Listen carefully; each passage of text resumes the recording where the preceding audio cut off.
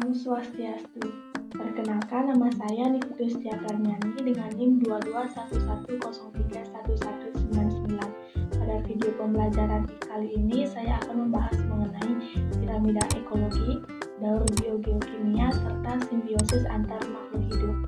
Langsung saja ke pembahasan yang pertama mengenai piramida ekologi. Apa sih piramida ekologi itu? Piramida ekologi merupakan piramida yang menggambarkan suatu hubungan organisme berdasarkan tingkat tropiknya. Piramida ekologi ini dibagi menjadi 3 jenis. Yang pertama, piramida jumlah, menggambarkan jumlah suatu organisme pada suatu kawasan atau area berdasarkan tingkat tropiknya. Pada umumnya, piramida ini berbentuk kerucut, dimulai dari tingkat tropik terendah sampai ke tingkat puncak, yaitu dimulai dari tingkat produsen sampai ke konsumen tersier. Artinya jumlah spesies pada taraf pertama lebih banyak daripada spesies tingkat tropik kedua atau pada spesies konsumen primer, begitupun selanjutnya. Kedua, piramida energi menggambarkan perpindahan atau penurunan sebuah energi dari organisme berdasarkan tingkat tropiknya. Jumlah organisme semakin ke puncak semakin kecil. Secara umum, konsumen hanya mampu memanfaatkan 10% energi yang diperoleh dari organisme pada tingkat tropik pertama. Kenapa hanya 10%? Karena sebagian besar energi pasti terbuang sebagai panas. Yang ketiga, piramida biomasa menggambarkan berat atau massa kering total suatu organisme pada tingkat tropiknya. Pada umumnya, massa rata-rata produsen lebih besar daripada massa rata-rata konsumen, sehingga bentuk piramida seperti kerucut dari produsen dari tingkat tropik pertama ke tingkat tropik paling atas atau konsumen. Ini merupakan contoh dari ekosistem darat atau terestrial. Namun sebaliknya pada ekosistem akuatik, bentuk piramida biomasanya terbalik karena biomasa konsumen lebih besar daripada produsennya.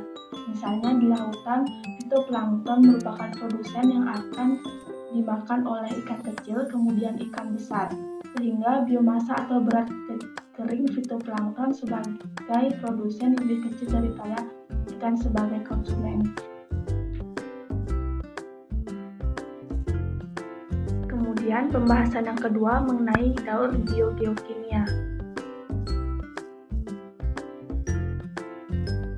Daur biogeokimia merupakan siklus atau perpindahan unsur-unsur kimia melalui organisme atau makhluk hidup atau bio dan lingkungannya atau geo seperti tanah maupun air.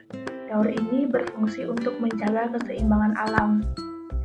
Macam-macam daur biogeokimia ini, yang pertama edafik, merupakan daur yang unsur kimianya tidak pernah mengalami pembentukan gas di udara. Yang kedua, atmosferik, merupakan daur yang unsur kimianya mengalami pembentukan gas di udara. Adapun unsur-unsur kimia yang meliputi daur biogeokimia ini yaitu karbon, oksigen, nitrogen, fosfor, dan sulfur.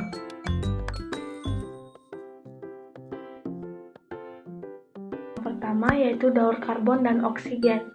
Karbon merupakan unsur atau senyawa kimia yang penting bagi makhluk hidup atau organisme. Semua senyawa yang menyusun tubuh makhluk hidup pasti mengandung karbon. Karbon bergabung dengan hidrogen dan oksigen dalam molekul-molekul karbonat, lemak, dan protein. Berikut merupakan gambar dari daur karbon dan oksigen.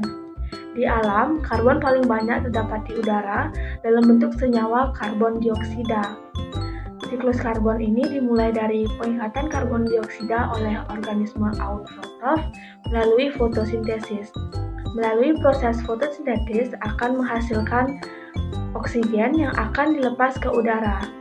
Kemudian oksigen akan dihirup oleh manusia dan hewan untuk bernapas. Dalam proses respirasi, manusia dan hewan akan melepaskan karbon dioksida ke udara sebagai zat sisa metabolisme. Kemudian, karbon dioksida akan diserap kembali oleh organisme autotrof untuk proses fotosintesis. Selain dari manusia dan hewan, karbon dioksida juga dihasilkan oleh organisme yang telah mati seperti tumbuhan dan hewan. Tumbuhan yang mati akan mengalami proses pembusukan menjadi humus. Kemudian pengendapan pada lingkungan berair akan membentuk gambut. Gambut menjadi sejenis batu bara setelah melalui proses periode waktu geologis. Kemudian hewan mati akan berubah menjadi bahan bakar fosil yang akan diubah menjadi minyak bumi. Keduanya akan dijadikan bahan bakar seperti batu bara dan minyak bumi yang akan digunakan untuk aktivitas manusia seperti pabrik dan kendaraan yang akan mengeluarkan asap yang menghasilkan karbon dioksida. Selain itu, asap pembakaran kayu dan aktivitas Gunung Merapi juga akan menghasilkan karbon dioksida.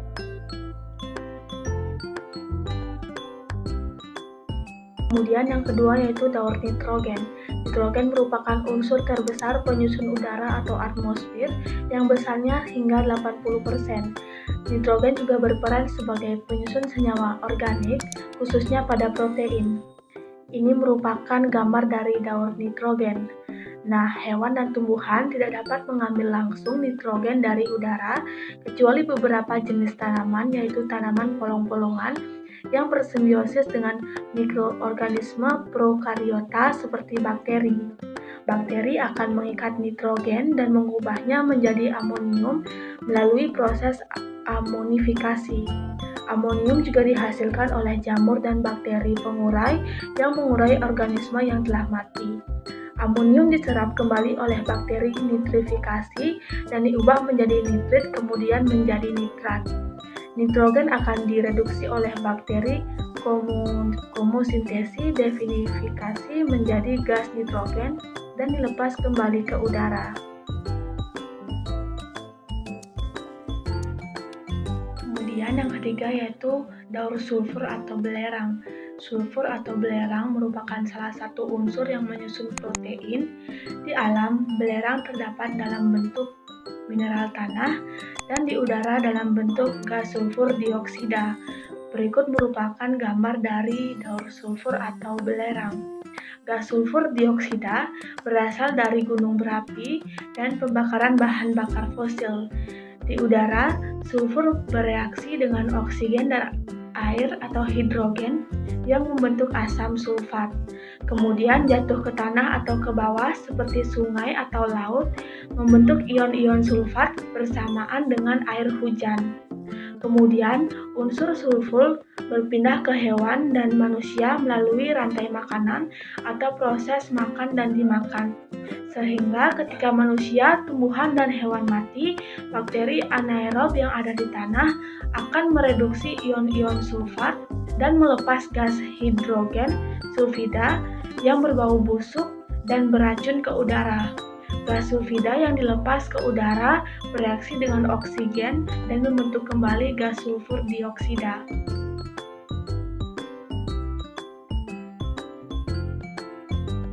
Kemudian daur fosfor. Fosfor merupakan unsur penting bagi organisme yang berfungsi sebagai bahan pembentuk tulang pada hewan, pembentuk senyawa energi, penyusun protein, dan sebagai komponen penyusun asam nukleat. Berikut merupakan gambar dari siklus fosfor. Fosfor memiliki daur yang sederhana dan kurang sempurna dibandingkan dengan unsur-unsur lainnya. Fosfor terkandung di dalam tanah dalam bentuk ion-ion fosfat anorganik. Fosfat merupakan bentuk terlarut dan dapat diserap tumbuhan. Kemudian, unsur fosfat akan berpindah pada hewan dan manusia melalui rantai makanan. Hasil dari ekskresi atau organisme mati akan diurai menjadi fosfat organik oleh bakteri pengurai. Fosfat organik akan diubah menjadi fosfat anorganik yang dapat diserap kembali oleh tumbuhan. Namun, sebagian besar fosfat berasal dari endapan batuan fosfat yang terkikis air selama jutaan tahun. Fosfat akan hanyut ke laut dan akan membentuk endapan dangkal dan sebagian hilang sebagai endapan di laut dalam. Endapan fosfat akan menyuburkan ekosistem laut. Fosfat dapat kembali ke darat melalui kegiatan hewan laut seperti burung, ikan laut, dan rantai makanan. Kemudian pembahasan yang terakhir yaitu simbiosis antar makhluk hidup. Apa sih simbiosis itu?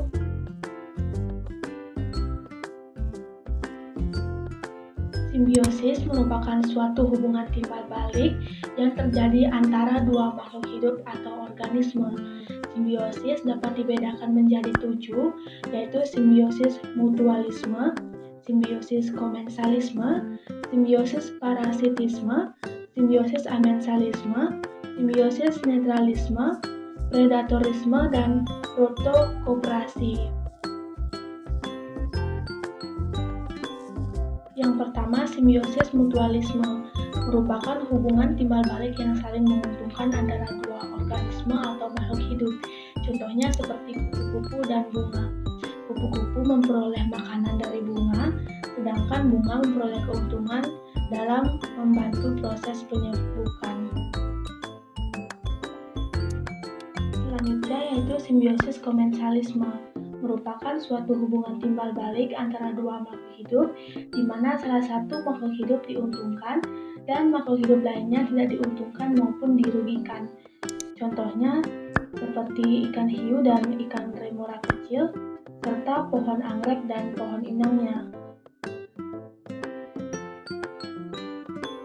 Selanjutnya, simbiosis parasitisme merupakan suatu hubungan timbal balik antar dua makhluk hidup di mana salah satu makhluk hidup diuntungkan dan makhluk hidup lainnya tidak mendapat keuntungan ataupun dirugikan. Contohnya itu seperti nyamuk dan manusia dan tali putri.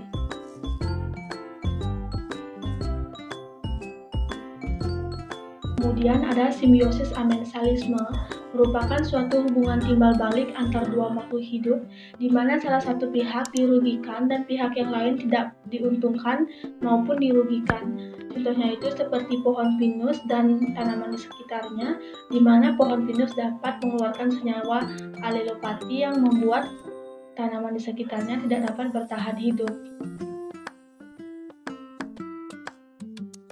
Selanjutnya, simbiosis netralisme merupakan suatu hubungan yang terjadi antara dua makhluk hidup di mana kedua belah pihak tidak diuntungkan maupun dirugikan, yaitu netral.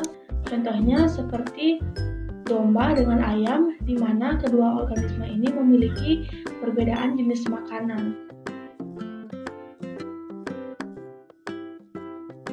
Selanjutnya, predatorisme merupakan individu satu memakan individu yang lainnya. Contohnya itu seperti burung elang memakan ayam, di mana elang ini memangsa secara langsung ayam tersebut. Selanjutnya, protokooperasi, yaitu interaksi antar organisme yang saling menguntungkan, namun bukan merupakan keseharusan, karena apabila interaksi tidak terjadi, maka tidak akan mempengaruhi kedua organisme tersebut. Contohnya itu seperti burung jalak dan kerbau. Sekian video pembelajaran dari saya, semoga bermanfaat. Terima kasih dan Om Santi Santi Santi Om.